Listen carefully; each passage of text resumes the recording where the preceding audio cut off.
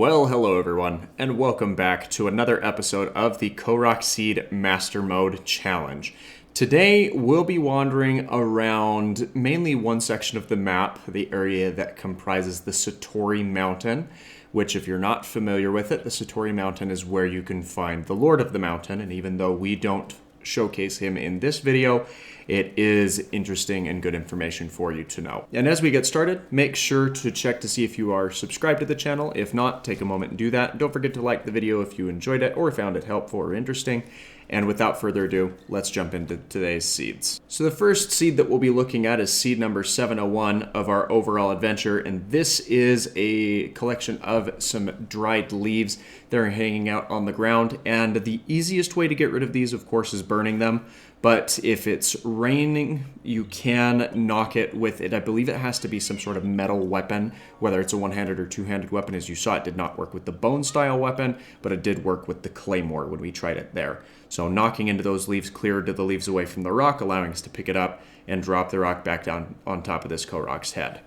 The next seed in our adventure is going to be another one of the Hyrulean basketball puzzles, where we'll need to grab this rock, or any of the rocks from around this formation, and toss it into the spire of rocks out here in this pond. And that one's pretty easy because it doesn't involve any additional items and such as ice blocks or large areas of falling that we need to be aware of or careful towards.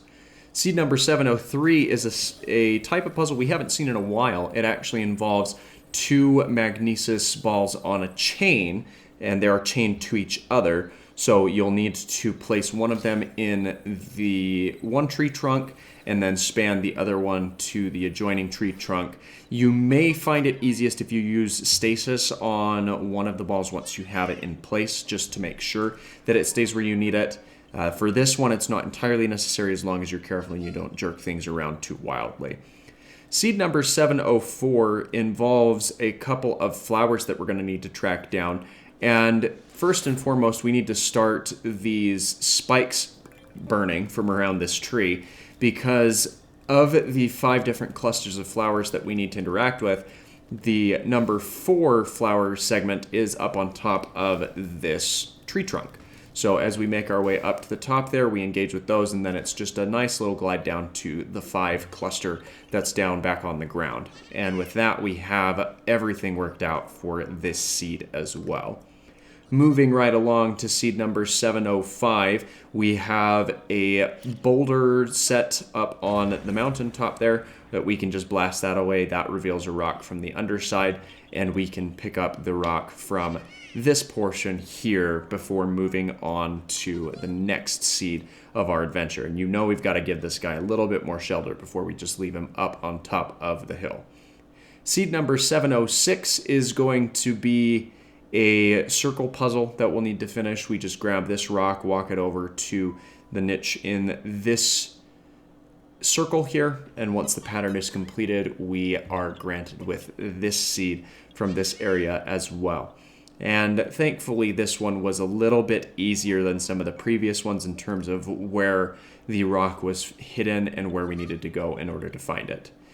Seed number 707 is right on top of Satori Mountain, which is where you find the Lord of the Mountain on certain nights. Again, we're here earlier in the morning, where even if he had been active this past night, we wouldn't have seen him. But you can kind of get a feel for when that's active by the blue aura that lights up the night sky. But before we move away from here, when you're playing on the Master Mode difficulty like we are, you'll notice that there is a chest just kind of hanging out at the root of the tree here. And if you grab it and open it up, you will find yourselves with the Ancient Bridle, which is kind of handy, especially if you enjoy using horses with additional benefits. So that's awesome. Seed number 708 is going to be a little flower puzzle that we'll just need to walk down. This is off from the top of Satori Mountain, and as soon as we track down the remainder of this flower path, we're rewarded with that seed. This is one of the easiest seeds that you can find, mainly due to the simplicity and where you need to track it down. It's not an overly complicated flower path as some of the other ones that we've seen in this series. Seed number 709 is another seed that we will need to blast the leaves off. This one is located right next to the shrine that is on top of Satori Mountain. So just be aware of that as you go and to interact with it. We won't be completing the shrine because that's not the nature of the challenge we're engaging in, but that is where you can find it.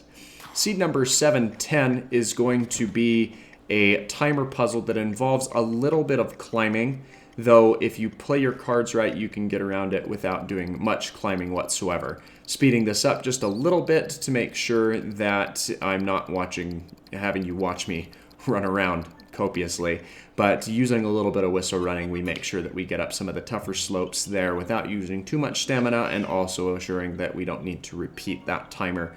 It's a pretty forgiving timer puzzle, all things considered. There are much more difficult ones out there. Seed number 711 is located underneath this boulder, and we will need to knock it away using stasis. Some of these you can kind of push off of the rock formation. This unfortunately was not one of those, so using a little bit of stasis and some weapon durability will work decently well for us. And we can then drop this rock back down on top of our little buddy's head before moving on to seed number 712. And this one, I know you don't really see it all that well, but there is an acorn that is lodged in the end of this log that is kind of sitting off the side. And by throwing the bomb at just the right angle and detonating it, we can actually break that arrow without using any other resources, such as shooting it with a bow, which is really nice. Seed number 713 is going to be an archery puzzle, and this one involves 5 different balloons that float around in a myriad of different patterns and speeds. And I will speed this up for you a little bit, mainly because I miss a couple of shots and you don't want to sit here and watch me shoot arrows for a full 3 minutes, so I will spare you some of the details.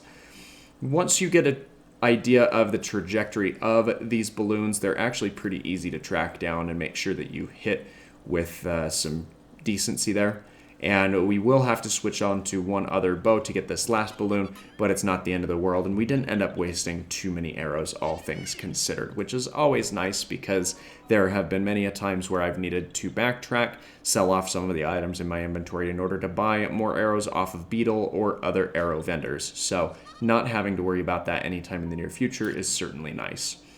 Seed number 714 is going to be another acorn. This one is nestled in the hole of a tree on the other side of Satori Mountain, and we can blast that away with a bomb similar to what we did with the acorn that was lodged in the end of that log, and that worked really well for us as well.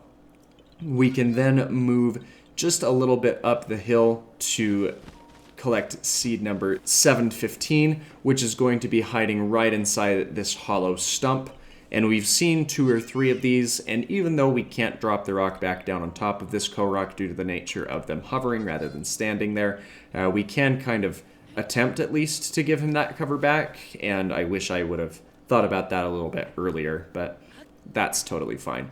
Seed number 716 is going to be a seed atop of this dead tree, and a short climb and leap up to the top will allow us to interact with the fairy lights and claim the seed from this location as well. I did speed up the climbing just a little bit so you didn't have to sit through it as much, and I think that that's just kind of a courteous thing to do. So you're welcome. We can now move on to seed number 717, which is going to be another rock formation atop a couple of pillars. Had I not caught myself with my paraglider, that would have been a certain death. And I did not mean to blast myself off of the mountaintop with that bomb detonation. But at the end of the day, it worked. And that's really all we have to care about here. So we'll collect our seed and then drop the rock back down on top of that poor guy's head. Though I did not picture it, we can now move on to seed number 718, which did give me a little bit of trouble initially because typically you want to be right on top of these pinwheels in order to get the balloons to activate. So I thought maybe it was popping in and out of frame and kind of doing circles around me, but that's not what it's doing. Instead, you have to be a little bit further back from this pinwheel in order to get the balloons to activate, and they do stay active. They don't pop in and out. We've seen that done with some of the other balloon puzzles we've encountered. We'll speed up a little bit of the trajectory mapping out that was being done there, and we are able to get those 3 balloons in 3 shots, which is always convenient. And then we can claim our Korok seed from this little guy here before moving off of Satori Mountain, as that is all of the seeds that are on and around that mountain that we need to get. The only other one that's relatively close is right here down at the base. There is a acorn lodged in a hole, which is similar to one that we saw a little bit earlier. We use a similar, if not identical, tactic to get that down. And I don't know if you noticed, but there was a little crow that was hanging out right there next to that acorn. And our bomb blast happened to take him out and rewarded us with a nice raw bird drumstick. So never going to complain about that. Seed number 720, and the last seed of today's video, is going to be the little magnesis puzzle that we have here. This one is a very straightforward magnesis block, and we'll just need to move it to the adjoining sculpture here on the left, and there's a little notch in the bottom portion that we'll need to slide it into in order to claim our reward. We'll just get the alignment right and it'll snap right into place. And that's all we needed to do in order to get the 20 seeds that we were looking at today. So thanks again for watching. If you're enjoying the series, again, don't forget to leave a like. Be sure to subscribe if you haven't already, and we'll see you next week with the next episode of the Korok Seed Master Mode Challenge. Have a great rest of your day.